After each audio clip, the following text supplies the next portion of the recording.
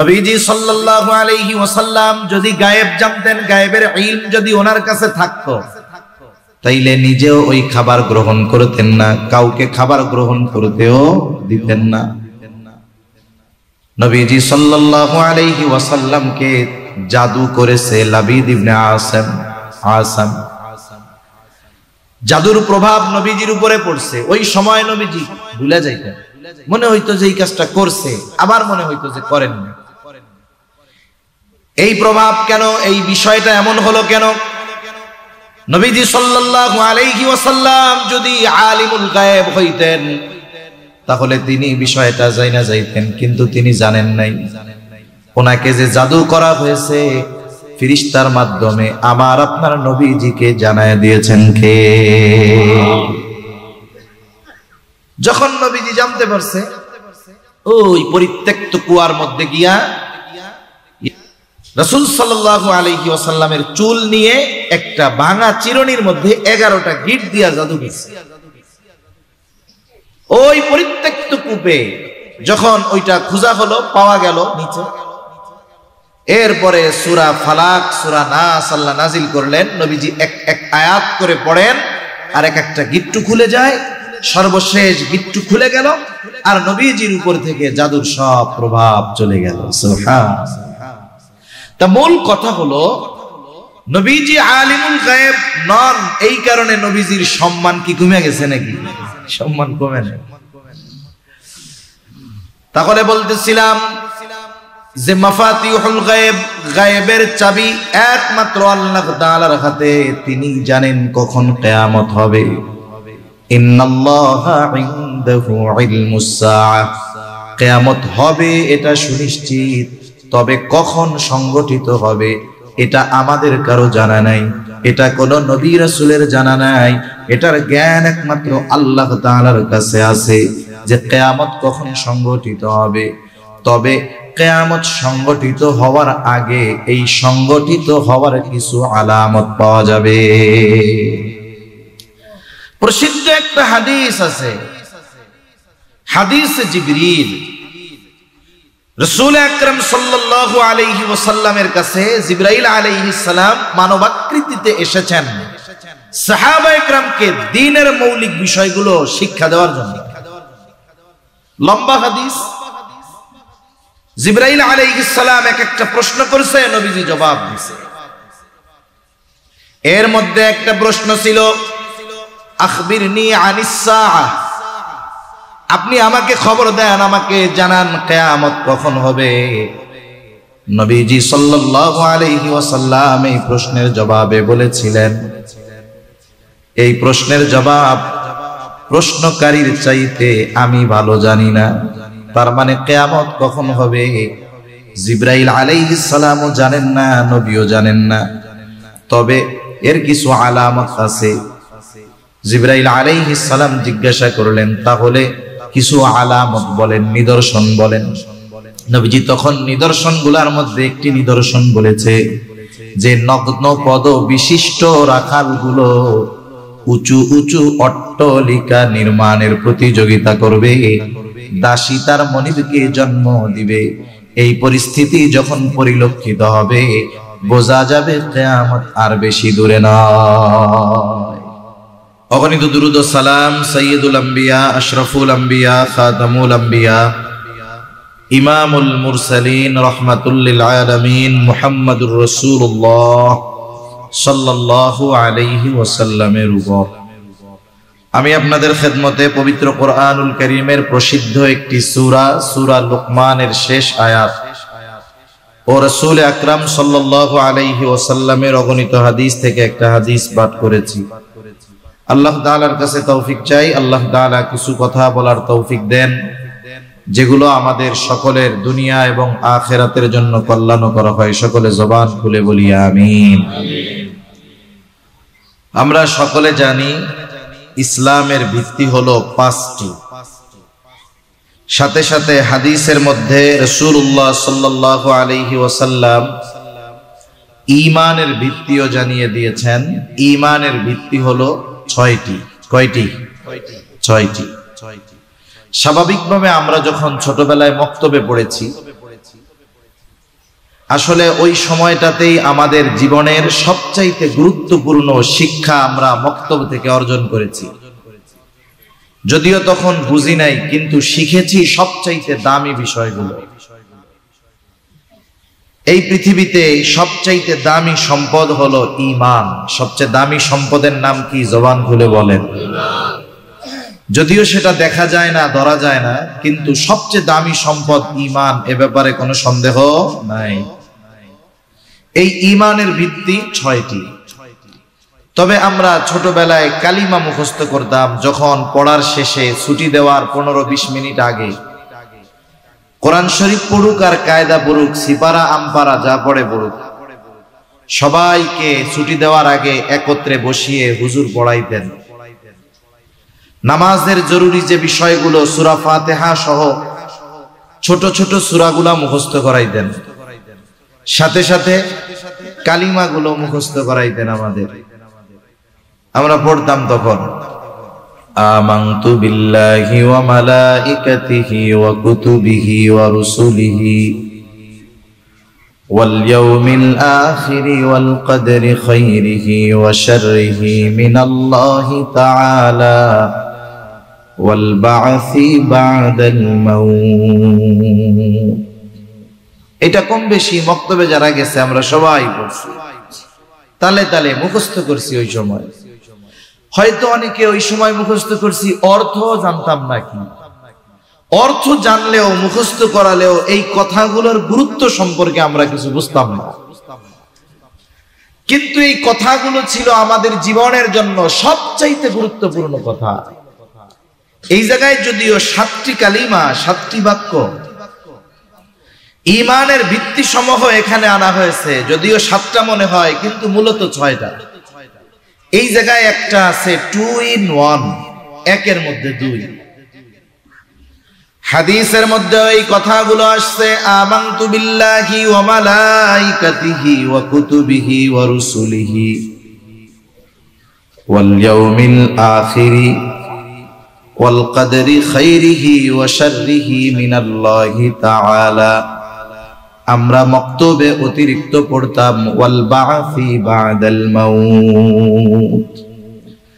তবে 5 নম্বর যেই বিষয়টা, ওয়াল ইয়াউমিল আখির, এই যে আখিরাতের উপরে ঈমান আনলাম, পরকালের উপরে ঈমান আনলাম, এটার মধ্যেই ওয়াল বা'সি বা'দাল মাউত অন্তর্ভুক্ত।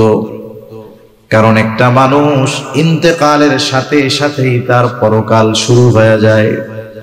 এই হিসাবের দিক দিয়ে ঈমানের ভিত্তি হলো 6টা। তার মানে ঈমানের ভিত্তি সমূহের মধ্যে অন্যতম একটি ভিত্তি হলো পরকালের উপরে ঈমান, আখিরাতের উপরে ঈমান। এজন্য আমরা বিশ্বাস করি এই দুনিয়া একটা সময় ধ্বংস হয়ে যাবে। এটা নশ্বর এক জগৎ, এটা ধ্বংস হয়ে যাবে, চিরন্তন নয়। আল্লাহ তাআলা চিরন্তন, কিন্তু এই জগৎ চিরন্তন নয়। এই পৃথিবী একদিন ধ্বংস হয়ে যাবে। একটা সময় আল্লাহ তাআলা কিয়ামত সংগঠিত করবে। এক হাদিসের মধ্যে আসছে, মানুষ কিয়ামতের কথা বলে, কিয়ামতের কথা বলে কিয়ামত কখন হবে। কিয়ামত মুহাদ্দিসিনে কেরাম 2 ভাগে ভাগ করেন, বলে ছোট কিয়ামত আর বড় কিয়ামত। কিন্তু মূলত কিয়ামত শুরু হয়ে যায় মৃত্যুর মাধ্যমে, আর ব্যক্তির মৃত্যুর মাধ্যমেই তার কিয়ামত, পরকাল শুরু হয়ে যায়। তবে বড় কিয়ামত কখন শুরু হবে? মানুষের মৃত্যুর মাধ্যমে তার ছোট কিয়ামত শুরু হয়ে যায়, তবে বড় কিয়ামত কখন সংগঠিত হবে? এই সংগঠিত হওয়ার সময়টা দুনিয়ার কেউ জানে না, যিনি জানেন তিনি কে। তবে এই পৃথিবী ধ্বংস হবে, এটা নিঃসন্দেহে সত্য, এটা অবিশ্বাস করার কোনো সুযোগ নাই। এই কিয়ামত কখন হবে এটার জ্ঞান, এটার ইলম দুনিয়ার কারো কাছে নাই। আমি আপনাদের খেদমতে যেই আয়াতখানা তিলাওয়াত করেছি, এই আয়াতের মধ্যে আল্লাহ তাআলা গায়েবের 5টি বিষয়ের কথা উল্লেখ করেছেন। বুখারীর বর্ণনায় এই 5টি বিষয়কে মাফাতিহুল গায়েব বলা হয়, গায়েবের চাবিকাঠি। তবে এই 5 বিষয়ের মধ্যে গায়েব সীমাবদ্ধ নয়, বরং মুফাসসিরিনে কেরাম বলেন এই 5টি বিষয়ের মধ্যে বাকি গায়েবের সব বিষয়গুলো অন্তর্ভুক্ত হয়ে যায়। তার মানে গায়েবের চাবিকাঠি, গায়েবের ইলম যার কাছে তিনি কে? আল্লাহ। হুয়াল্লাহুল্লাযী লা ইলাহা ইল্লা হুয়া আলিমুল গায়বি ওয়াশ শাহাদাতি হুয়ার রহমানুর রহিম। আল্লাহ তাআলা আরেক জায়গায় বলেন ওয়া ইনদাহু মাফাতিহুল গায়বি লা ইয়ালামুহা ইল্লা হু। আল্লাহ তাআলা আরেক জায়গায় বলেন কুল লা ইয়ালামু মান ফিস সামাওয়াতি ওয়াল আরদিল গায়বা ইল্লাল্লাহ। তাহলে গায়েবের ইলম যার কাছে তিনি কে? আল্লাহ। কিন্তু আমাদের কিছু ভাই এনরা আলিমুল গায়েব আল্লাহ এটা মানেন, সাথে সাথে বলেন নবীও আলিমুল গায়েব। নাউজুবিল্লাহ। অনেকে মনে করে নবীজি আলিমুল গায়েব না হলে ওনার মর্যাদা কমে যাবে। নাউজুবিল্লাহ বলেন। অনেক ডাক্তার আছে না, অনেক বড় ডাক্তার, মনে করেন বাংলাদেশের নাম করা ডাক্তার, যিনি ডাক্তার ভালো, উনি যে ইঞ্জিনিয়ারিং সম্পর্কে জানবেন এটা তার জন্য জরুরি না। এখন ওনাকে গিয়ে যদি ইঞ্জিনিয়ারিং কোনো বিষয়ে জিজ্ঞাসা করা হয়, উনি যত ভালো ডাক্তার হোক না কেন ইঞ্জিনিয়ারিং এর বিষয়ে জবাব দিতে পারবে? এখন কেউ যদি বলে ধুর আপনি কনস্ট্রাকশনের ব্যাপারে এগুলা জানেন না, আপনি কেমন ডাক্তার হইছেন, এ কথা বলা নিতান্তই বোকামি, ঠিক কিনা বলেন? তবে আল্লাহ তাআলা আমার আপনার নবীকে গায়েবের খবর দিয়েছেন। আল্লাহ তাআলা গায়েব সম্পৃক্ত যে বিষয়গুলো নবীজিকে জানিয়েছেন, নবী সেই বিষয়গুলো জানায় দিয়েছেন। নবী গায়েব না জানার কারণে সম্মান কমে যায় নাই, ইজ্জত কমে যায় নাই, বরং কিছু কিছু সময় আছে আল্লাহ তাআলা যাকে যেই যোগ্যতা দেয় নাই তাকে ওই যোগ্যতায় অভিহিত করা এটা বরং তাকে অপমান করার নামান্তর। এজন্য আমার আপনার নবীজির শান আল্লাহ তাআলা অনেক ঊর্ধ্বে উঠায়া দিয়েছে। স্বাভাবিকভাবে নবীজি যদি গায়েব জানতেন তাইলে ওনার জীবন সম্পৃক্ত সংগঠিত অনেক বিষয় সহজ হয়ে যেত। যেমন বারবার আমার আপনার নবীজিকে হত্যার অপচেষ্টা করেছে। একবার এক মহিলা আমার আপনার নবীজিকে দাওয়াত দিয়েছে তার বাড়িতে, আহলে কিতাব, নবীজি এই জন্য গেছে দাওয়াত খাইতে। মহিলা ছাগলের গোশতের মধ্যে বিষ মিশায়া খাবার পরিবেশন করেছে। নবীজি ওই গোশতের টুকরা গালের মধ্যেও দিয়া দিয়েছেন। ইতিমধ্যে ওহীর মাধ্যমে জানায় দেওয়া হলো পয়গম্বর এই খাবার আপনারা গ্রহণ করবেন না, এটার মধ্যে বিষ মিশায়া দেওয়া আছে। নবীজি ওই খানা খান নাই, কিন্তু খাবারের কিছু অংশ গালে গেছে। ওই সময়টাতে বিষক্রিয়া ঘটে নাই। হাদিসের মধ্যে আসছে নবীজি সাল্লাল্লাহু আলাইহি ওয়াসাল্লাম দুনিয়া থেকে যাবার আগে রাসূল সাল্লাল্লাহু আলাইহি ওয়াসাল্লামের কষ্ট হচ্ছিল। তখন তিনি আয়েশা সিদ্দিকা রাদিয়াল্লাহু তাআলা আনহাকে বলেছেন, আয়েশা, ওই যে আমাকে খাবারের সাথে বিষ মিশিয়ে খাওয়ানো হয়েছিল, ওই বিষের প্রভাব আমার মধ্যে ছড়িয়ে পড়েছে, কেমন যেন আমার শিরা উপশিরা ছিঁড়ে যাচ্ছে। নবীজি সাল্লাল্লাহু আলাইহি ওয়াসাল্লাম যদি গায়েব জানতেন, গায়েবের ইলম যদি ওনার কাছে থাকতো, তাইলে নিজেও ওই খাবার গ্রহণ করতেন না, কাউকে খাবার গ্রহণ করতেও দিতেন না। নবীজি সাল্লাল্লাহু আলাইহি ওয়াসাল্লামকে জাদু করেছে লাবিদ ইবনে আসাম। জাদুর প্রভাব নবীজির উপরে পড়ছে। ওই সময় নবীজি ভুলে যাইতেন, মনে হইতো যে এই কাজটা করছে, আবার মনে হইতো যে করেন না। এই প্রভাব কেন, এই বিষয়টা এমন হলো কেন? নবীজি সাল্লাল্লাহু আলাইহি ওয়াসাল্লাম যদি আলিমুল গায়েব হইতেন তাহলে তিনি বিষয়টা জানা যাইতেন, কিন্তু তিনি জানেন নাই। ওনাকে যে জাদু করা হয়েছে ফেরেশতার মাধ্যমে আমার আপনার নবীজিকে জানায় দিয়েছেন কে? যখন নবীজি জানতে পারছে, ওই পরিত্যক্ত কুয়ার মধ্যে গিয়া রাসূল সাল্লাল্লাহু আলাইহি ওয়াসাল্লামের চুল নিয়ে একটা ভাঙা চিরুনির মধ্যে 11টা গিট দিয়া জাদু করছে। ওই পরিত্যক্ত কূপে যখন ওইটা খোঁজা হলো, পাওয়া গেল নিচে, এরপরে সূরা ফালাক সূরা নাস আল্লাহ নাজিল করলেন। নবীজি এক এক আয়াত করে পড়েন আর এক একটা গিট্টু খুলে যায়। সর্বশেষ গিট্টু খুলে গেল আর নবীজির উপর থেকে জাদুর সব প্রভাব চলে গেল। সুবহানাল্লাহ।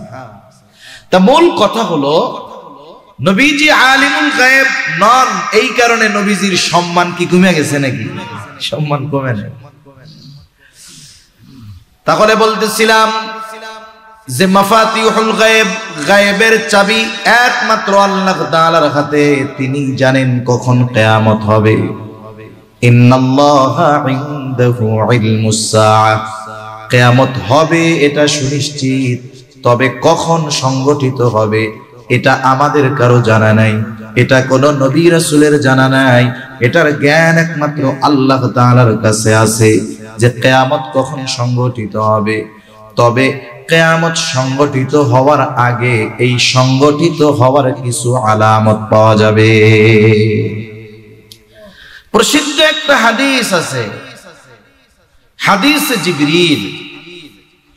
রাসূল আকরাম সাল্লাল্লাহু আলাইহি ওয়াসাল্লামের কাছে জিবরাইল আলাইহিস সালাম মানবাকৃতিতে এসেছেন সাহাবায়ে কেরামকে দ্বীনের মৌলিক বিষয়গুলো শিক্ষা দেওয়ার জন্য। লম্বা হাদিস। জিবরাইল আলাইহিস সালাম এক একটা প্রশ্ন করেছে, নবীজি জবাব দিয়েছে। এর মধ্যে একটা প্রশ্ন ছিল আখবিরনি আনিস সাআহ, আপনি আমাকে খবর দেন, আমাকে জানান কিয়ামত কখন হবে। নবীজি সাল্লাল্লাহু আলাইহি ওয়াসাল্লাম এই প্রশ্নের জবাবে বলেছিলেন, এই প্রশ্নের জবাব প্রশ্নকারীর চাইতে আমি ভালো জানি না। তার মানে কিয়ামত কখন হবে জিবরাইল আলাইহিস সালামও জানেন না, নবীও জানেন না। তবে এর কিছু আলামত আছে। জিবরাইল আলাইহিস সালাম জিজ্ঞাসা করলেন, তাহলে কিছু আলামত বলেন, নিদর্শন বলেন। নবীজি তখন নিদর্শনগুলোর মধ্যে একটি নিদর্শন বলেছে যে নগ্ন পদ বিশিষ্ট রাখালগুলো উঁচু উঁচু অট্টালিকা নির্মাণের প্রতিযোগিতা করবে, দাসী তার মনিবকে জন্ম দিবে। এই পরিস্থিতি যখন পরিলক্ষিত হবে বোঝা যাবে কিয়ামত আর বেশি দূরে নয়। দাসী তার মনিবরে জন্ম দিবে মানে মুহাদ্দিসিনে কেরাম বলেন যে এটা বাস্তবেও এরকম হতে পারে, আবার এমনটাও হতে পারে যে সন্তান মায়ের সাথে দাসীর মতো আচরণ করে। সম্প্রতি সময়ে এইরকম ঘটনা কম না, অনেক দেখা যায়। সন্তান যেই মা গর্ভে ধারণ করছে, কত কষ্ট করে দুধ পান করাইছে, নিজের শখ আহ্লাদ সব বাদ দিয়ে সন্তানকে বড় বানাইছে। একটা সময় এই সন্তান সম্পদের মালিক হয়েছে, বিবাহ শাদী করছে। এখন এই মা তার অধীনে দাসী নয়, বরং দাসীর চাইতেও কষ্টে আছে, ঠিক কিনা বলে? এর দ্বারা হতে পারে মায়ের সাথে সর্বোচ্চ খারাপ আচরণ শুরু করবে সন্তানেরা। আবার এই যে নগ্নপদ বিশিষ্ট রাখালগুলো উঁচু উঁচু অট্টালিকা নির্মাণের প্রতিযোগিতা দিবে। অনেক সময় এটাকে আমরা উন্নতি অগ্রগতি বলে মনে করি, আসলে এটা কিয়ামতের অন্যতম আলামত। আপনাদের সমাজে আমাদের সমাজে কম বেশি অনেক এরকম আছে, কোনো উপার্জন নাই, কিচ্ছু নাই, শিক্ষাগত যোগ্যতা নাই, ঠিকমতো নিজের নামটাও লিখতে পারে না, কিন্তু অল্প কিছুকাল আগেও পায়ে দেওয়ার জুতা ছিল না, এখন দেখা যায় ঢাকা চট্টগ্রামে 2-4টা বাড়ি হয়ে গেছে। এইগুলো হওয়া, এটা বুঝতে হবে কিয়ামত নিকটবর্তী হয়ে গেছে। এগুলো কিছু আলামত। সাথে সাথে আমি আপনাদের খেদমতে যে হাদিসখানা পাঠ করছি বুখারীর একটা হাদিস, রাসূলুল্লাহ সাল্লাল্লাহু আলাইহি ওয়াসাল্লাম এই হাদিসের মধ্যে বলেন, আবু হুরায়রা রাদিয়াল্লাহু তাআলা আনহু থেকে বর্ণিত, লা তাকুমুস সাআহ হাত্তা ইউকবাদাল ইলম। 6টা বিষয়ের কথা নবীজি সাল্লাল্লাহু আলাইহি ওয়াসাল্লাম এখানে উল্লেখ করেছেন। নবীজি জানায় দেন, এই 6টি বিষয় সংগঠিত হওয়ার আগে কিয়ামত সংগঠিত হবে না। তার মানে কিয়ামতের আগে এই বিষয়গুলো হবে। 1 নাম্বার, নবীজি সাল্লাল্লাহু আলাইহি ওয়াসাল্লাম বলেন, লা তাকুমুস সাআতু হাত্তা ইউকবাদাল ইলম, বলে কিয়ামতের আগে ইলম উঠায়া নিয়ে যাওয়া হবে,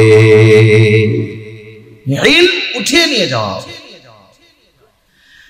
এখন কি এমন হবে নাকি যে ঘুমায় আছি রাতের বেলা, সকালে উঠে দেখবো কোরআন শরীফ একটাও নাই? ঘুমায় আছি, সকালে উঠলাম, ওইটা দেখলাম হাদিসের কিতাব একটাও নাই। অথবা পাতাগুলো কালো কালি দিয়ে লেখা ছিল, এখন সাদা হয়ে গেছে, এরকম কিছু বলে না। আর এক হাদিসের মধ্যে নবীজি সাল্লাল্লাহু আলাইহি ওয়াসাল্লাম বলেন, আল্লাহ তাআলা তার বান্দাদের অন্তর থেকে ইলম উঠায় নেন না। তবে ইলম কিভাবে আল্লাহ উঠায় নেয়? ওয়ালাকিন ইয়াকবিদুল ইলমা বিকবদিল উলামা, বরং আল্লাহ তাআলা আলেমদেরকে উঠায়া নিয়ে যাওয়ার মাধ্যমে ইলম উঠায়া নিয়ে যায়। এজন্য বলা হয় মাউতুল আলেম কামাউতিল আলাম। একজন আলেমের মৃত্যু মানে জগতের মৃত্যু, পৃথিবীর মৃত্যু।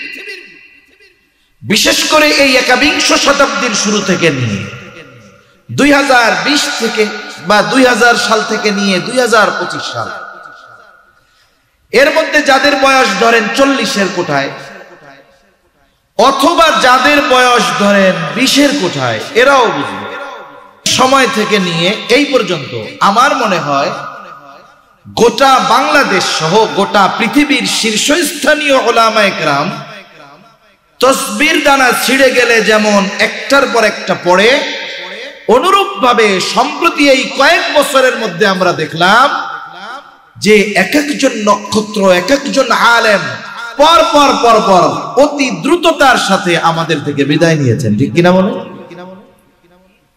হাটহাজারী মাদ্রাসার দিকে দেখেন, আল্লামা শাহ আহমদ শফি রহমাতুল্লাহি আলাইহির পর থেকে নিয়ে কেমন যেন তাসবির দানার মতো এক একজন করে আমাদের থেকে বিদায় নিয়েছে। আল্লামা আহমদ শফি রহমাতুল্লাহি আলাইহি চলে গেছে, জুনাইদ বাবুনগরী রহমাতুল্লাহি আলাইহি চলে গেছে, আল্লামা ইয়াহইয়া রহমাতুল্লাহি আলাইহি আমাদের থেকে চলে গেছে।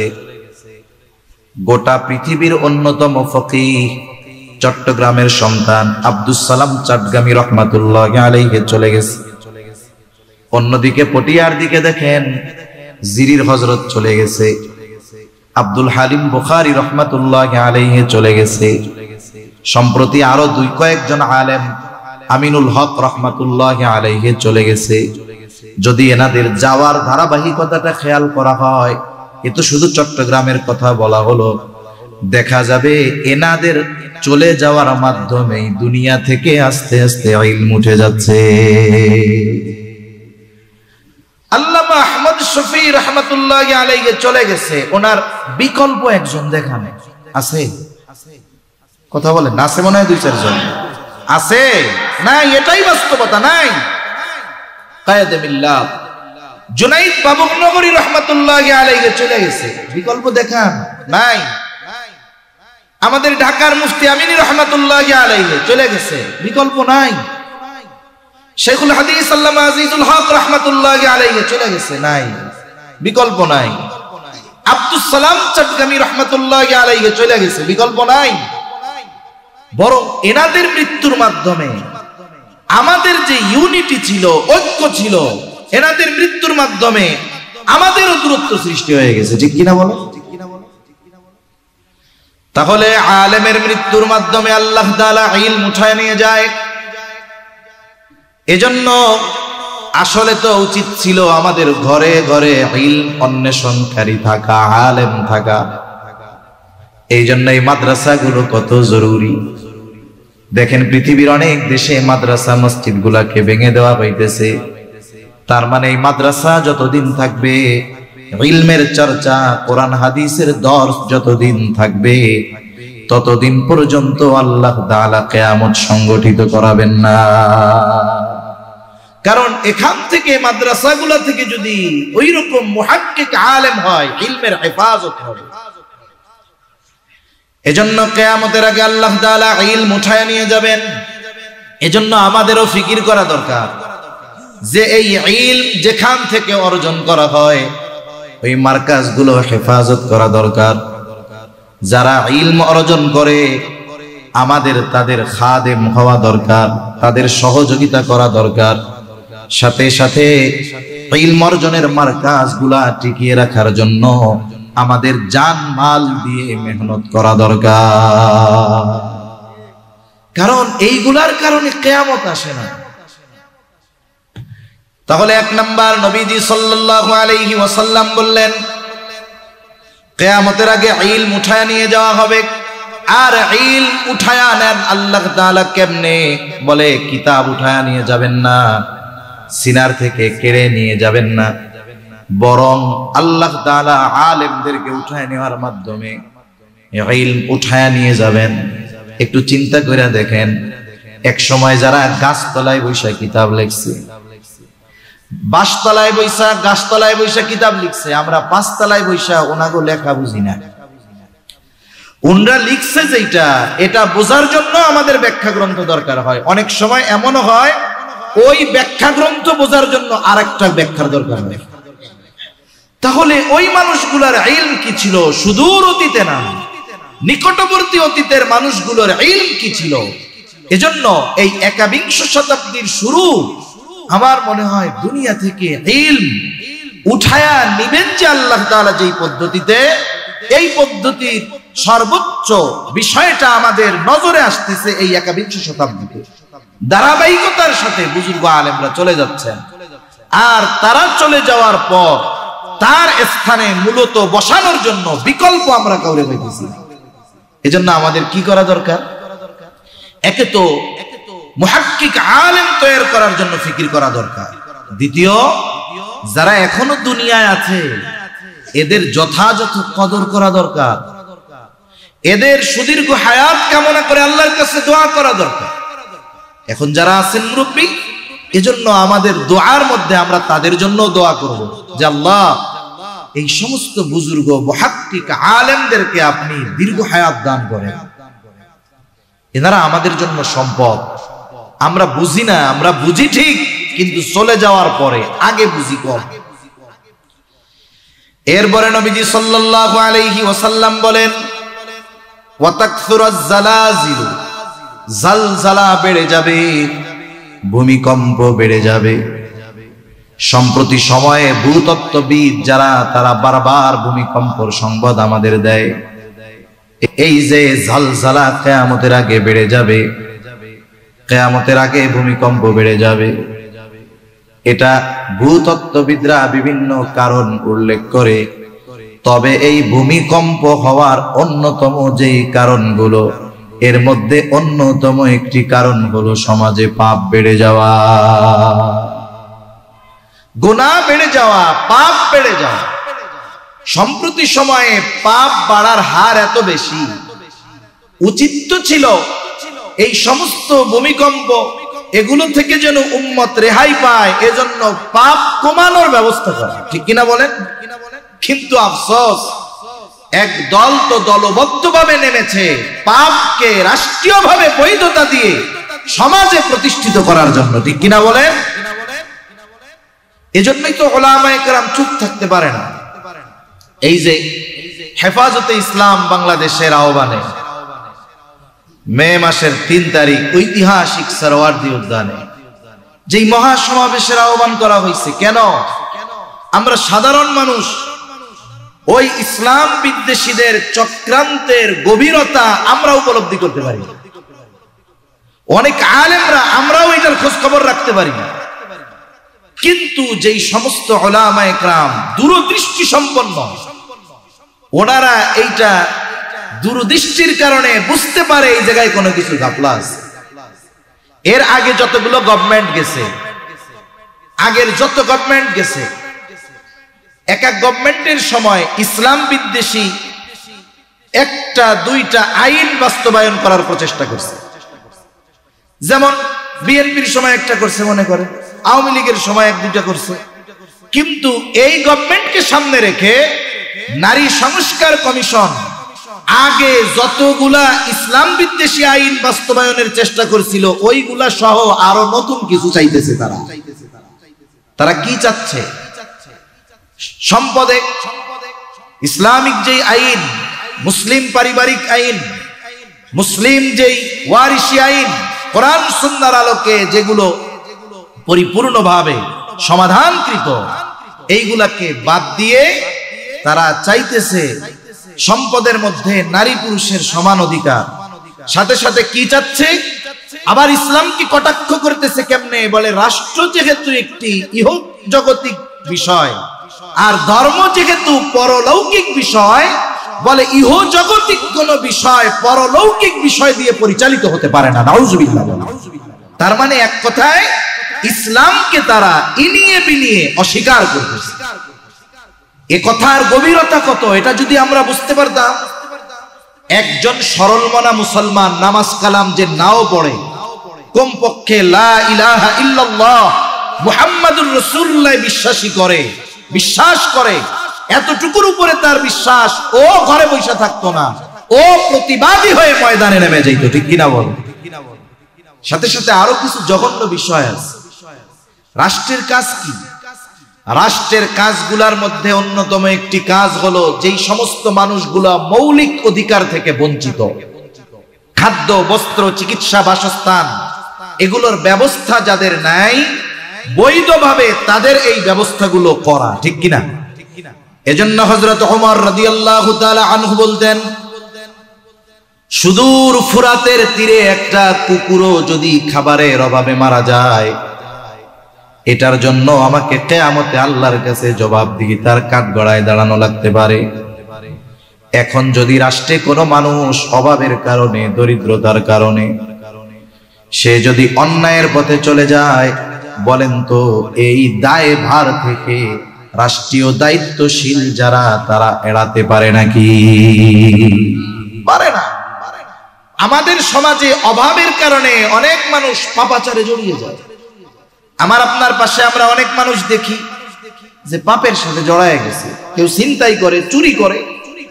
অনেক নারীরা আছে অভাবের কারণে জেনা ব্যভিচারের পথ বেছে। বাংলা একটা প্রবাদ আছে, অভাবে স্বভাব নষ্ট হয়। আবার এক হাদিসের মধ্যে আসছে, দরিদ্রতা মানুষকে কুফরি পর্যন্ত পৌঁছায় দেয়। রাষ্ট্রের দায়িত্ব ছিল যেই মানুষগুলো কাজের অভাবে, খাবারের অভাবে অন্যায়ের পথে পা বাড়াইতেছে, ওই মানুষগুলোর জন্য কর্মসংস্থান করা, তাদের জীবন উপকরণের ব্যবস্থা করা, অন্যায় পথ থেকে তাদের ফিরায় আনার ব্যবস্থা করা, এটা রাষ্ট্রের দায়িত্ব ছিল।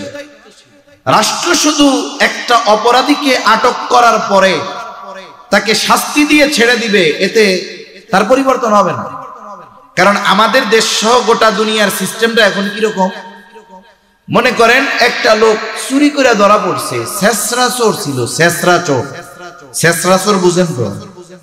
এইগুলা মানুষের বাড়ি যায় বড় কিছু চুরি করে না, বাঙ্গা একটা বালতি লয়া ওই ৮০০০ নিয়ে বেচে দিব বাঙ্গাড়ির দোকানে।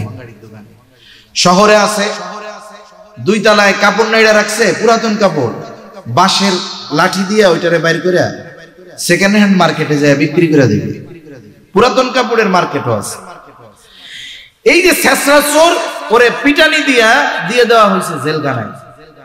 ও জেলখানায় গিয়া সোহবত পাইছে হলো ডাকাতের। বলেন তো এই জেলখানায় গিয়া ৬ মাসে তার প্রমোশন হবে নাকি ডাউন হবে? ও করতো শেষরা চুরি, জেলখানায় ৬ মাস ডাকাতের সোহবতে থাইকা এবারও ডাকাতি শিখে আসছে। এবার কি করে? বলে রাতের বেলা গ্রুপ নিয়ে এই রাস্তার মধ্যে গাছ ফালায় গাড়ি ট্যাক দিয়ে ডাকাতি করে, আবার ধরা গেছে। এবার আবার ওরে জেলখানায় বসছে, কারণ এবার আর একটু ডেঞ্জারাস।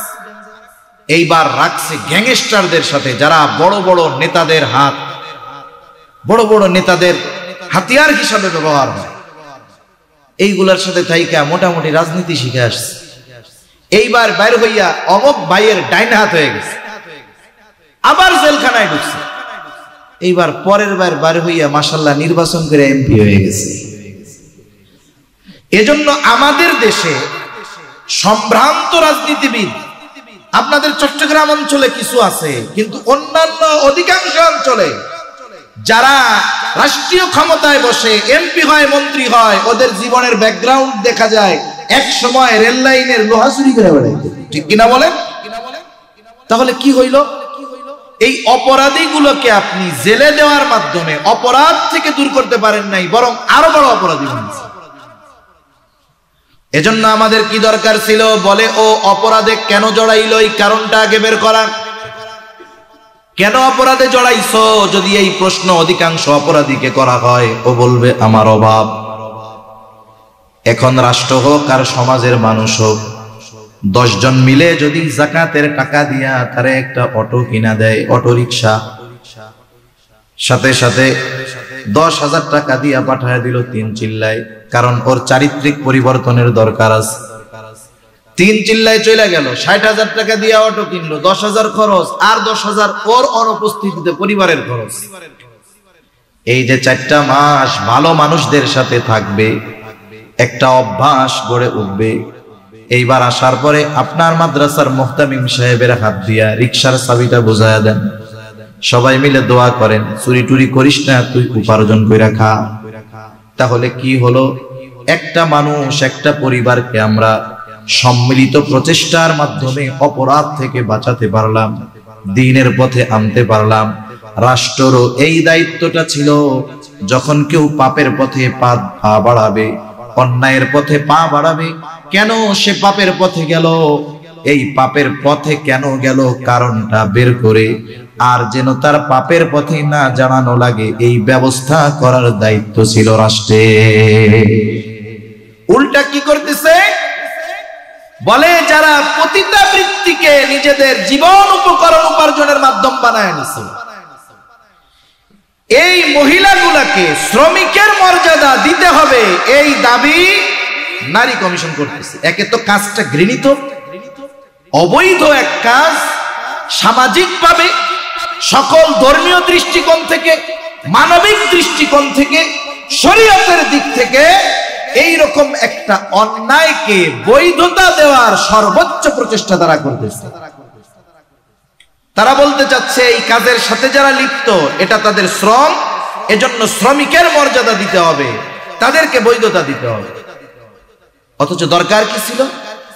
এই কর্মের সাথে লাখো নারী জড়িত নাই। একটু খোঁজ খবর নিয়ে নারীদের জন্য নিরাপদ কর্মসংস্থানের ব্যবস্থা করে, কাউকে হস্তশিল্প শিক্ষা দিয়ে, কাউকে যে যে বিষয়টা পারে এটা শিক্ষা দিয়ে একটা উপার্জনের রাস্তা যদি ধরিয়ে দেওয়া হয়, এই পথে কোন নারী স্বেচ্ছায় সদিচ্ছায় পা বাড়াবে না, এটা নিঃসন্দেহে বলা যায়, ঠিক কিনা বলেন? কিন্তু কি করতেছে? এই অবৈধ কাজগুলাকে বৈধতা দেওয়ার অপচেষ্টা চলতেছে, তাও আবার শরীয়তকে ডিনাই করে, ইসলামকে তুচ্ছ করে। এখন বলেন তো, আপনার আমার জীবন থাকতে ইসলামের ব্যাপারে এত বড় আঘাত আসবে, আর যার অন্তরে যারা পরিমাণ ঈমান আছে সে চুপ করে বসে থাকবে, এটা হতে পারে না, ঠিক কিনা বলে? সে আবু বকরের কথা বলতে হবে, আয়ানকুসুদ্দিন ওয়া আনা হাইয়ুন, আমি বাইচা থাকবো আর দ্বীনের ক্ষেত্রে ত্রুটি হবে, এটা ঈমানদার কখনো মেনে নিতে পারে না, ঠিক কিনা বলে? এজন্য পাপ যত বাড়বে, যখন আযাব গজব আসবে, এই কারণে কোন বুজুর্গ এই আযাব থেকে বাদ যাবে না, তার উপরে এই মুসিবত পড়বে। এজন্য সমাজে ওরা চেষ্টা করে পাপ অন্যায়কে বৈধতা দিয়ে পাপাচার বাড়ানোর, আর আমাদের মিশন হলো এই পাপ থেকে মানুষকে ফেরাতে হবে। ভৌগোলিক যত কারণ থাকুক না কেন, এই জালজালা কিয়ামতের আগে বেশি হবে, আর এই জালজালা ভূমিকম্প হওয়ার অন্যতম কারণ হলো পাপ। কারণ যখন জমিনের উপরে কেউ আল্লাহর নাফরমানি করে পাপাচারে লিপ্ত হয়, জমিন তখন আল্লাহ তাআলার কাছে বলে, আল্লাহ আপনি আদেশ দেন আমি একে গ্রাস করে নেই। জমিন সহ্য করতে পারে না আল্লাহর নাফরমানি।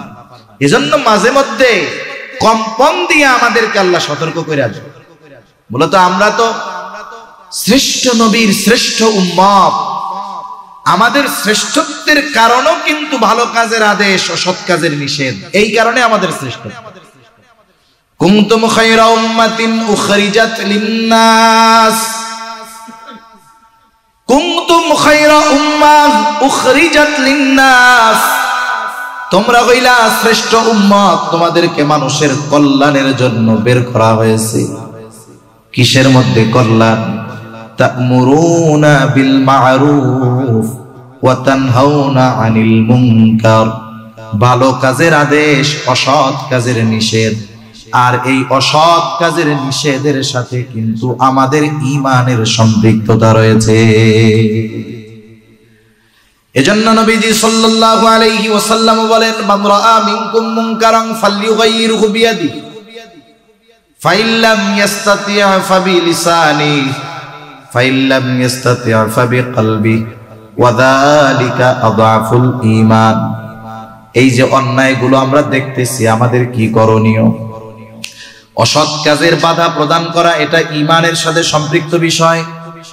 এজন্য নবীজি সাল্লাল্লাহু আলাইহি ওয়াসাল্লাম বলেন, মান রাআ মিনকুম মুনকারান ফালইউগাইয়িরহু বিয়াদিহি, যদি কেউ কোনো অসৎ কাজ, মন্দ কাজ দেখে কি করবে? আল্লাহ যদি তারে ক্ষমতা দেয়, ওই কাজটাকে সে পরিবর্তন করে দিবে, শুধু থামায়া দিলে হবে না। ফালইউগাইয়িরহু বিয়াদিহি, আল্লাহ তারে ক্ষমতা দিয়েছে নিজ হাতে ওই পাপটাকে দমন করে পাপের জায়গায় বিকল্প ভালো কাজ সে প্রতিষ্ঠা করবে, পরিবর্তন করে দিবে। তাইলে মন্দর বিকল্প যেটা, সেটা হলো ভালো। তার মানে আপার ক্লাসের ইমানদার যারা, যাদের এই ক্ষমতা আছে মন্দ কাজ বন্ধ করে ভালো কাজ প্রতিষ্ঠা করা, তাদের মন্দ কাজ দেখলে মুখ দিয়ে বাধা দিলে হবে না, বরং তাদেরকে ওই মন্দ কাজ থেকে মানুষকে নিবৃত করে মন্দ কাজ বন্ধ করে ওই জায়গায় ভালো কাজকে প্রতিষ্ঠা করতে হবে। এখন আপনি আমি হাত দিয়া বাধা দিব, কাজ থামাই দিব, ভালো কাজ প্রতিষ্ঠা করব, এটা আমার আপনার জন্য সম্ভব নয়। এই ক্ষমতা আল্লাহ আমারে আপনারে দেয় নাই। অথবা এই অন্যায়কারীরা এত ক্ষমতাধর, তাদের মুখ দিয়া বললেই জীবন যাইব গা, আর থামানো তো বহুদূর। তাহলে এবার কি দায়িত্ব? বলে ফাইল্লাম ইয়াস্তাতি' ফাবিলিসানি, হাত দিয়ে যদি ওই কাজ পরিবর্তনে অক্ষম হয়, সামর্থ্য না থাকে, বলে জবান দিয়ে ওই কাজের বিরোধিতা করতে হবে। একজনের আছে ধমক দিয়া কাজটা বন্ধ করায় দেওয়া, সে ধমক দিয়ে কাজটা বন্ধ করাবে। আর একজনের আছে ধমক দিলে বিপদ, বলে সে কোরআন হাদিস দিয়া নসিহত করে কথাগুলা বোঝাবে। কারণ সবার গরম কথা, সবার আদেশ দেওয়ার মতো যোগ্যতা থাকে না। যার জবান দিয়ে যেই পদ্ধতিতে বাধা দেওয়ার ক্ষমতা আছে, সে জবান দিয়ে সেই পদ্ধতি থেকে, সেই পদ্ধতিতে মানুষগুলাকে মন্দ কাজ থেকে নিবৃত রাখার চেষ্টা করবে। মনে করেন সমাজের একজন সমাজপতি অন্যায় করতেছে, তার বাবা বা তার সিনিয়র যারা, বড় যারা, তারা তারে ধমক দিতে পারবে, এই কাজটা তুমি কইরো না। কিন্তু আপনার মসজিদের ইমাম সাহেব, উনি তো আর পারবে না। উনি যদি সমাজপতিরে ধমক দেয়, ওনার জান নিয়ে টানাটানি বাঁধবে। উনি কি পারবে? উনি হয়তো ওনার জায়গা থেকে কমপক্ষে জুমার দিন ওই ক্ষতিকারক বিষয়গুলো নিয়ে কোরআন সুন্নাহর আলোকে উনি এই কাজটার বিরোধিতা করবে। তাহলে আল্লাহ জবান দিয়ে ওই মন্দ কাজ প্রতিহত করার যোগ্যতা যাকে যেভাবে দিয়েছে, সে সেই পদ্ধতিতে করে। এখন জবান দিয়েও বলার ক্ষমতা নাই, বলে হ্যাঁ, অনেক সময় এমনটাও হয়। মাঝে মধ্যে আমরা দেখি গভর্নমেন্ট বলে মাদকের বিরুদ্ধে জিরো টলারেন্স, মাদকের বিরুদ্ধে জিরো টলারেন্স। অনেক সময় আমাদের ঢাকাতে মসজিদ গুলাতে গভর্নমেন্টের পক্ষ থেকে বলা হয় একটু মাদক বিরোধী বয়ান করেন হুজুর। অনেক এলাকায় এমন ঘটনা ঘটছে, ইমাম সাহেব মাদক বিরোধী বক্তব্য দেওয়ার কারণে, খুতবা দেওয়ার কারণে, বয়ান করার কারণে ইমাম সাহেবকে একাকী পেয়ে ছুরিকাঘাতে হত্যার অপচেষ্টা করা হয়েছে। এইরকম পরিস্থিতিও আছে। উনি নির্দিষ্ট কাউকে টার্গেট করে বলেন নাই, স্বাভাবিক মাদকতার ক্ষতি নিয়ে কোরআন সুন্নাহর থেকে আলোচনা করেছেন। এতেই ওই জালেমের গায়ে কথাগুলো তীরের মতো বিদ্ধ হয়ে গেছে। আছে না অনেক সময় এরকম, এক মজলিসে কাউরে উদ্দেশ্য করে বলতেছে না, এমনিই বলতেছে, কিন্তু ওই দোষগুলো যার মধ্যে আছে দেখবেন তার মধ্যে অটোমেটিক চুলকানি শুরু হয়ে যায়। এই যে আমারই মনে হয় কইতেছি, এখন ওই এক তুলার গোডাউন থেকে তুলা চুরি হয়েছে। কি চুরি হয়েছে? তুলা চুরি হয়েছে। এখন চোররে তো ধরতে পারে না। এখন কাজী সাহেব সবাই ডাকছে, আর এটাও নিশ্চিত যে এই উপস্থিত জনতার মধ্যে তুলা চোর আছে, কোনো সন্দেহ নেই। যাই হোক, উনি কথার মধ্যখানে এমনি এক সময় বলতেছেন যে আমি তো তুলা চোরে দেখতেছি, ওই যে মাথার মধ্যে তুলা। এখন যে চুরি করছে আসলে মাথায় তুলা নাই, ও তো চিন্তা করছে আমি তো চুরি করছি, মাথাটা নিচু করে এরকম জাগতেছে, কয় যে ওইটাই চোর। তার মানে উনিও ঢিল ছুটছি কিন্তু আন্দাজে, বুঝেন নাই? কিন্তু কথাটা তো চোরের গায়ে যায় লাগছে। যে চুরি করে নাই ওর মাথায় তো তুলা থাকবে না, ও তো হাতও দেয়। কিন্তু ও যতই লুকাইয়া দিক না কেন, ওর তো অন্তরে ভয়, আমি তো চুরি করছি, তাইলে তুলা থাকলে তো আমার মাথায় থাকবো। হ্যাঁ, এজন্য অনেক সময় এমন হয়, দরদ দিয়ে ইমাম খতিবরা বলে, কোরআন হাদিস দিয়ে দরদের সাথে বলে, আক্রমণাত্মক ভঙ্গিতে না, হৃদয় উজাড় করে বলে, ভাই মাদকতার সাথে না জড়াই। এই নরম কথাটাও অনেক সময় সহ্য হয় না। এদেশের অনেক আলেম, অনেক খতিবকে ওই জালেমদের অস্ত্রের আঘাতে রক্তাক্ত হতে হয়, ঠিক কিনা? এখন এই মুখ দিয়ে বলার মতো অবস্থা নাই। সর্বশেষ কি করব? ফাইল্লাম ইয়াস্তাতি' ফাবিলিসানি ফাইল্লাম ইয়াস্তাতি' ফাবিকলবি। এখন জবান দিয়ে বাধা প্রদানেও সে অক্ষম, বলে সে হৃদয় দিয়ে এটার বিরোধিতা করবে। এই জন্য অনেক সময় অনেক সমাজে এমন আছে, গোটা সমাজের মানুষ পাপাচারে লিপ্ত, কিন্তু একজন নেককার মানুষ তাদের মধ্যে আছে, সে তাদেরকে বাধাও দিতে পারে না, মুখ দিয়েও বলতে পারে না, কিন্তু সে অন্তরে অন্তরে এই কাজটার বিরোধিতা করে। এখন এইখানে যত অন্যায় সংগঠিত হোক না কেন, সে তাদের ওই কর্মের বিরোধিতা করার কারণে সে যে তাদের দলে নাই এ ব্যাপারে কোনো সন্দেহ নাই। এই কারণে তার দায়বদ্ধতা নাই, সে তাদের দলভুক্ত হবে না, কারণ সে তো অক্ষম। মনে করেন এলাকায় একটা গুনার কাজ হবে, যে কোনো এক বিষয়কে কেন্দ্র করে নাচ গানের আয়োজন করে। এখন এই সব অপরাধমূলক গুনার কাজ সংগঠিত করার জন্য একজন নেতৃত্ব স্থানীয় লোকের দরকার হয়। এটা ধর্মীয় নেতৃবৃন্দ না, এটা রাজনৈতিক নেতৃবৃন্দদের বেশি প্রয়োজন। ওই এলাকার নেতা যে, এখন নেতার তো অনুমতি লাগবে, নাইলে তো ওনাদের আর পাওয়ার হবে না, এ কাজ করা সম্ভব হবে না। নেতা আছে কোথায়? বলে হজের সফরে গেছে। গা কোথায় গেছে? কথা বলে না। কোথায় গেছে? হজে গেছে। এখন আছে কোথায়? বাইতুল্লাহ তাওয়াফ কইরা বসছে, 2 রাকাত নফল পড়া জমজম পান করবে, বৈশা দোয়া করতেছে, এর মধ্যে ফোন গেছে। এখন তো অনেকে বাইতুল্লাহ যায়, এরা যে হজ উমরা করতে যায় না ছবি তুলতে যায় আল্লাহই ভালো জানে। একটা জিনিস সবচেয়ে খারাপ লাগে, তাওয়াফ করার সময় তো আছে, সব সময় আছে এগুলা। এরপরে যখন রাসূল সাল্লাল্লাহু আলাইহি ওয়াসাল্লামকে সালাম জানানোর জন্য যাবে, একটু চিন্তা করেন, নবীজি সাল্লাল্লাহু আলাইহি ওয়াসাল্লাম রওজা মুবারকে জীবিত, হায়াতুন নবী, এ ব্যাপারে তো আহলে সুন্নাত ওয়াল জামাত আমরা একমত, ঠিক না? তার মানে ওইখানে গিয়ে যখন সালাম দেওয়া হয়, আমরা সরাসরি নবীজিকে সালাম দেই, হে আল্লাহর রাসূল আপনার উপরে শান্তি বর্ষিত হোক। আচ্ছা বলেন তো, আপনি একজন সম্মানিত ব্যক্তি, আপনারে যদি কেউ মোবাইল টিপা টিপা ছবি তুলতে তুলতে কয় আসসালামু আলাইকুম, কেমন আছেন? আপনার দিক তাকাইলো না, ছবি তুললো, আপনার দিক ঠিক মতো কথাও বললো না, সালাম দিল, আসসালামু আলাইকুম হুজুর ভাই কেমন আছেন? বলেন তো এইরকম যদি কেউ সালাম দেয় আপনারে, এই সালাম দেওয়ার মাধ্যমে আপনি নিজের সম্মানিত মনে করবেন নাকি ওই ব্যক্তি আপনাকে অপমান করতেছে এমনটা মনে হবে?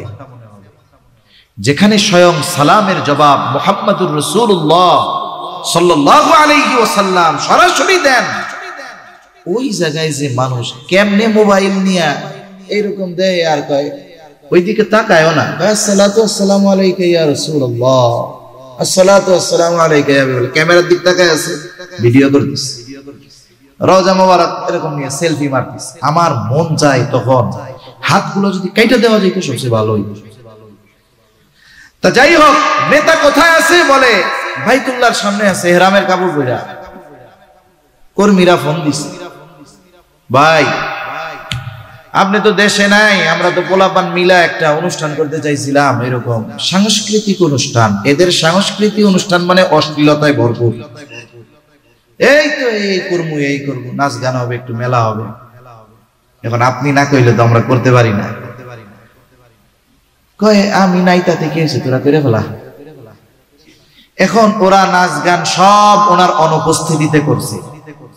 কিন্তু বলেন তো, উনি বায়তুল্লাহ থাক আর যেখানেই থাক, ওনার সমর্থন আছে না নাই? উনি কেমন যেন এই পাপের কাজে অংশগ্রহণ না করেও ইনি এই পাপের কাজের সাথে শামিল। কেন? ওই মন্দ কাজে ওনার সমর্থন থাকার কারণে উনি যেখানেই থাকুক না। অনুরূপ ভাবে একজন ব্যক্তি এমন পরিবেশে বসবাস করে চতুর্দিকে অন্যায়, বাধা দেওয়ার ক্ষমতা নাই, না হাত দিয়ে না জবান দিয়ে, কিন্তু এই কর্মগুলার সাথে তার সমর্থন নাই। সে হয়তো একাকী আল্লাহর কাছে বলে, আল্লাহ আমি অক্ষম, আমি তো এদের থামাইতে পারি না, কিন্তু এদের কাজগুলার পক্ষে আমি নাই। বলে ওর কানে গানের আওয়াজ আসতেছে, এরপরেও কেমন যেন সে ওইখানে অনুপস্থিত ব্যক্তির ন্যায়। কেন? কারণ সে তো এই কাজের সমর্থন দেয় নাই। এক কথা থেকে অনেক দূর চলে গেলাম। রাসূল সাল্লাল্লাহু আলাইহি ওয়াসাল্লাম বলতেছে, যদি জবান দিয়ে বাধা দেওয়ার ক্ষমতা না থাকে, অন্তর দিয়ে এটার বিরোধিতা করতে হবে। ওয়াযালিকা আযআফুল ঈমান, আর এটা হলো দুর্বল ঈমানের পরিচয়। তার মানে অন্যায় দেখার পরেও যদি আমার অন্তরের মধ্যে কোনো প্রভাব বিস্তার না ঘটে, আমার ঈমান আছে না নাই আল্লাহ জানে। এখন এটা হলো ঈমানের মাপকাঠি, মাপার একটা থার্মোমিটার। বায়ু মাপার, বাতাসের চাপ মাপার যেমন ব্যারোমিটার আছে, ঈমান মাপার একটা মিটার এই হাদিসটারে বলা যায়। যে আমি অন্যায় দেখার পরে আমার হাত দিয়ে বাধা দেওয়ার ক্ষমতা আছে, ওইটারে থামায় দেওয়ার, পরিবর্তন করার ক্ষমতা আছে, আমি দিলাম না, আমার ঈমানে সমস্যা আছে। আমার এই কাজকে থামিয়ে পরিবর্তনের ক্ষমতা নাই, কিন্তু জবান দিয়ে বিরোধিতা করার ক্ষমতা আছে, আমি করি নাই, আমার ঈমানে সমস্যা আছে। জবান দিয়ে বাধা দেওয়ার ক্ষমতা নাই, কোনোভাবে বলারই আমার ক্ষমতা নাই। আমি যদি এটাকে দিল থেকে এর বিরোধিতা না করি, তাহলে আমার আপনার ঈমানের অবস্থা কোথায় একটু চিন্তা করেন। এজন্য অনেক সময় ঈমানি বিষয়ের দাবিতেও আমরা নিজেদের মতানৈক্যকে প্রাধান্য দিই। আমার এক ভাই যদি ঈমানের জন্য ডাকে, ওইখানে যদি কোনো ছল চাতুরির সম্ভাবনা না থাকে, বদ উদ্দেশ্য না থাকে, আমি যদি সুনিশ্চিত হই যে এই মানুষগুলো আমাকে একনিষ্ঠভাবে দ্বীনের জন্য ডাকছে, তাহলে দল না দেখে, ব্যক্তি না দেখে, ওই দাবির পক্ষে নিজের আওয়াজকে বুলন্দ করা, নিজের এবিলিটি, নিজের সামর্থ্য অনুযায়ী তাদের সহযোগিতা করা, এটা ঈমানি দায়িত্ব, ঠিক কিনা বলেন? এজন্য মনে রাখতে হবে, ঈমানি বিষয় নিয়ে আমরা কখনো এমনটা করব না যে কারা ডাকলো, কারা, এসব কোনো কিছুর মধ্যে আমরা যাব না। কারণ এই পাপাচারের কারণে যদি আযাব গজব আসে, এটার থেকে আমরাও বাঁচতে পারবো। তবে আল্লাহ তাআলা আমাদেরকে সমূলে শেষ করে দেন না আখেরি নবীর উম্মত হওয়ার কারণে। আল্লাহ তাআলা জল স্থলে যে বিপর্যয় দেন, এটা আমাদেরকে সমূলে ধ্বংস করে দেওয়ার জন্য দেন না। আল্লাহ তাআলাও বলেন, যাহারাল ফাসাদু ফিল বাররি ওয়াল বাহরি বিমা কাসাবাত আইদিন নাস লিইউযীকাহুম বা'দাল্লাযী আমিলু লাআল্লাহুম ইয়ারজিউন। জল স্থলে যে বিপর্যয়, এটা মানুষের হাতের কামাই। আল্লাহ তাআলা এই যে বিপর্যয় দেন, ধ্বংস করে দেওয়ার জন্য নয়, বরং আল্লাহ তাআলা বলেন লাআল্লাহুম ইয়ারজিউন। এই যে তাদের কর্মের কারণে তাদেরকে যে সাময়িক বিপর্যয়ের স্বাদ আস্বাদন করানো হয়, কেন? লাআল্লাহুম ইয়ারজিউন, যাতে করে তারা ওই পাপের পথ থেকে প্রত্যাবর্তন করে আল্লাহর পথে ফিরে আসে। এজন্য আমরা যদি আল্লাহর পথে ফিরে আসি, পাপাচার মুক্ত সমাজ গড়তে পারি, রাষ্ট্র গড়তে পারি, তাহলে আশা করা যায় এই ধরনের জল স্থলের যেই বিপর্যয়, এগুলো থেকে আল্লাহ আমাদের হেফাজত করবে। তাহলে বলতেছিলাম, কিয়ামতের আগে আল্লাহ ইলম উঠায় নিয়ে যাবে, কিয়ামতের আগে জলজলা বেড়ে যাবে।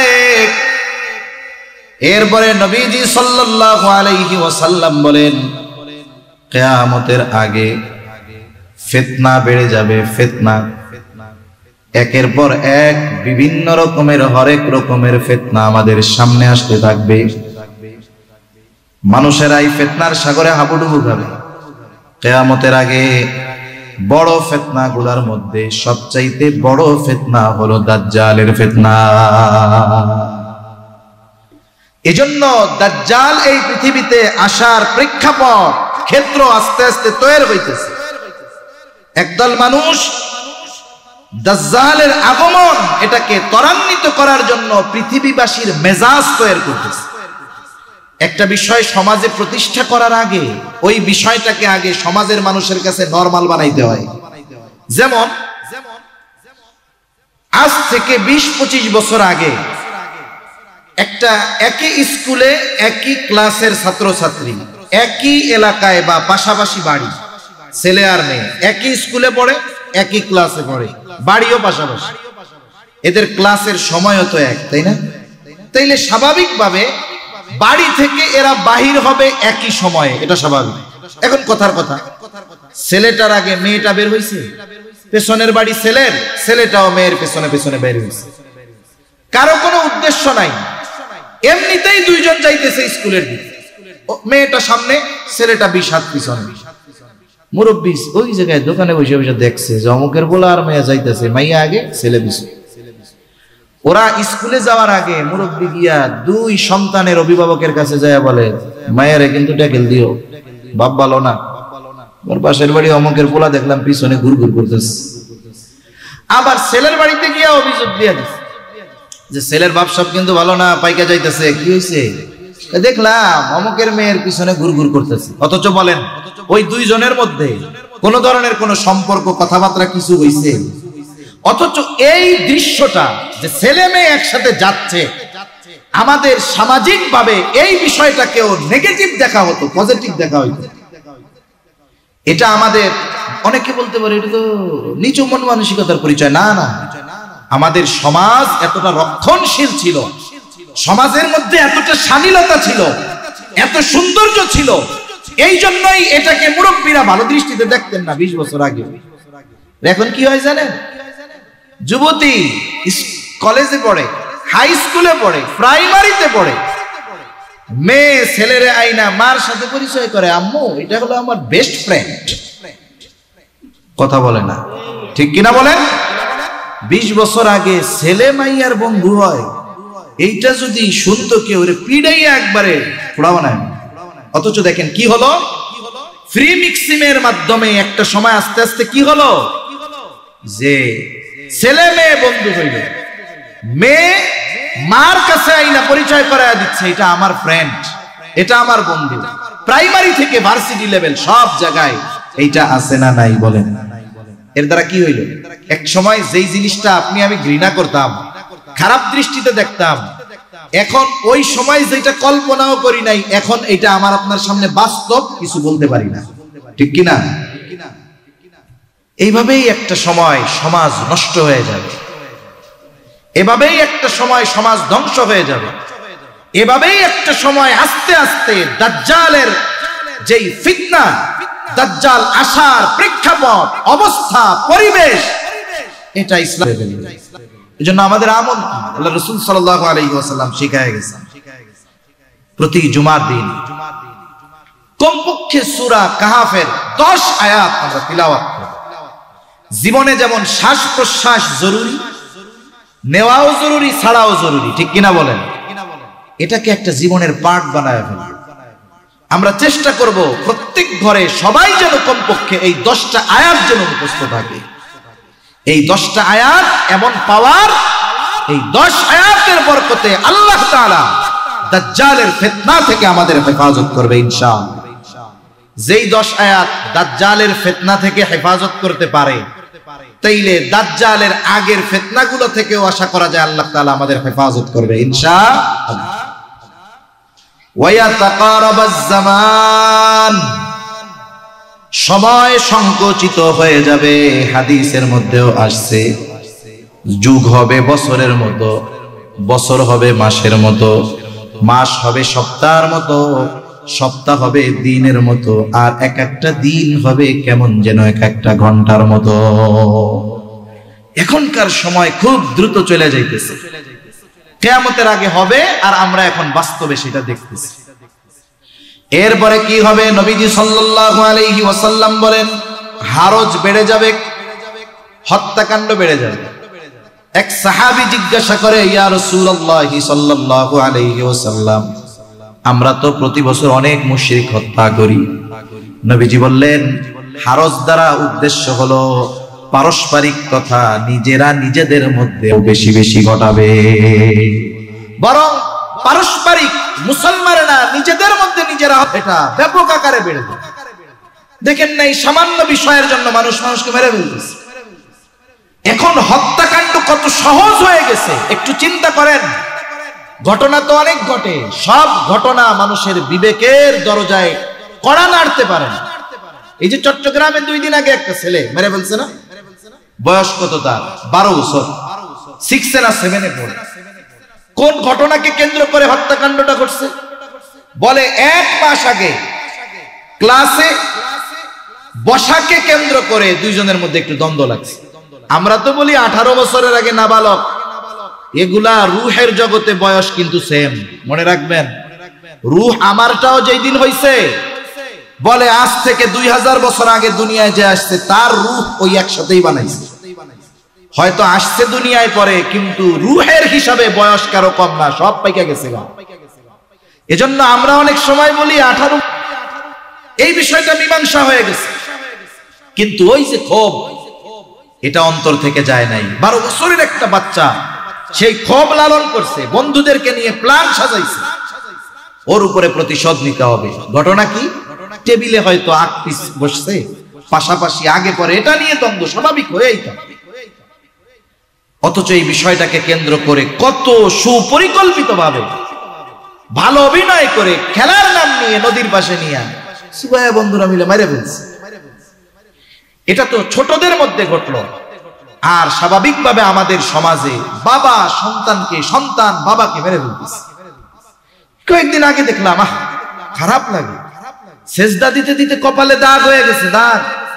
বৃদ্ধ বাবারে লাথি মারতে মারতে বৃদ্ধ বাবার রক্ত তার জামার মধ্যে, ওর মধ্যে কোনো অনুশোচনা নেই। এই যে স্বাভাবিক তুচ্ছ কারণে হত্যাকাণ্ড, মানুষ একটা অন্যায় থেকে বাঁচতে গিয়ে আরো 5টা অন্যায় করতেছে। একজন ধরা খাইছে কেরানীগঞ্জ, একজনকে মারছে, সাথে তার বাচ্চা জেনে ফেলছে, তারেও মারছে। ভাই বলে প্রতিবেশী দেখা ফেলছে, তারেও মেরে ফেলছে।